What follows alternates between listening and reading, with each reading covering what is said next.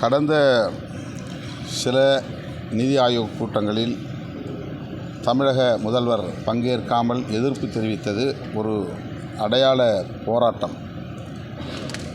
அதுவே தொடர்ந்து நீடிக்க வேண்டும் என்பதில்லை.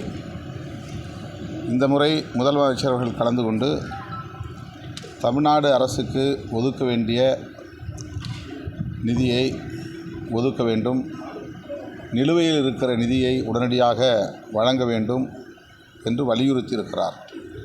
இது ஒரு முதலமைச்சருக்குள்ள பொறுப்பு, கடமை.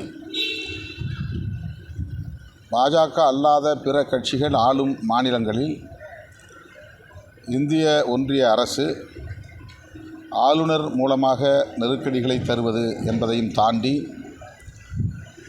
அந்த மாநிலங்களுக்கு முறையாக வழங்க வேண்டிய நிதியையும் தருவதிலே ஒரு தேக்கத்தை ஏற்படுத்தியிருக்கிறது. திட்டமிட்டே அதை செய்கிறார்கள். தேசிய கல்விக் கொள்கையை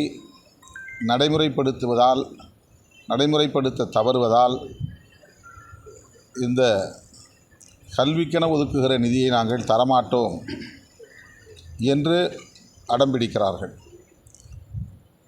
இது ஒரு எதேச்சதிகாரமான போக்கு.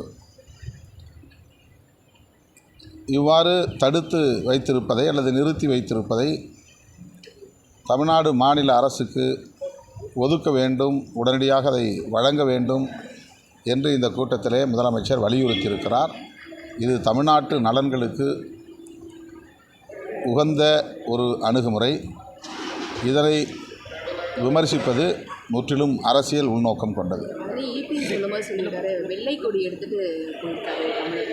ஏன்னா அமலாக்கத்துறை உடனடி விசாரணையாளர்கள் தொடர்பான இடங்களில் ரைடு நடத்துறதுனால ஒரு வெள்ளை கொடி எடுத்துட்டு தான் போயிருக்காரு. அப்படி தான் பார்க்கணும். இடி ரைடுக்கு பயந்து தான் போயிருக்காருன்னு ஒரு விமர்சனத்தை எடப்பாடி பழனிசாமி.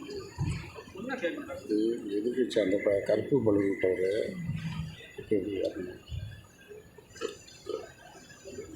அது அரசியல் உள்நோக்கத்தோடு விமர்சிக்கிற போது எதையும் காரணமாக சொல்ல முடியும். இந்த ஒன்று தான் என்றில்லை, எந்த ஒன்றையும் சொல்ல முடியும்.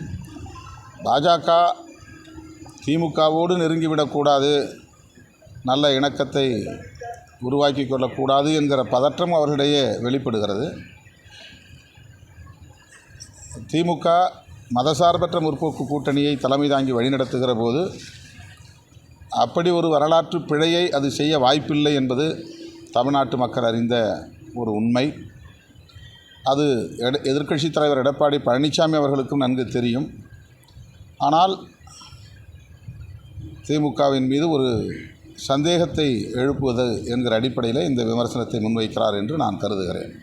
பிளே ஸ்டோர் மற்றும் ஆப் ஸ்டோரில் இருந்து பாலிமர் செயலியை QR கோடு மூலம் பதிவிறக்கம் செய்யுங்கள். செய்திகளை உடனுக்குடன் பெறுங்கள்.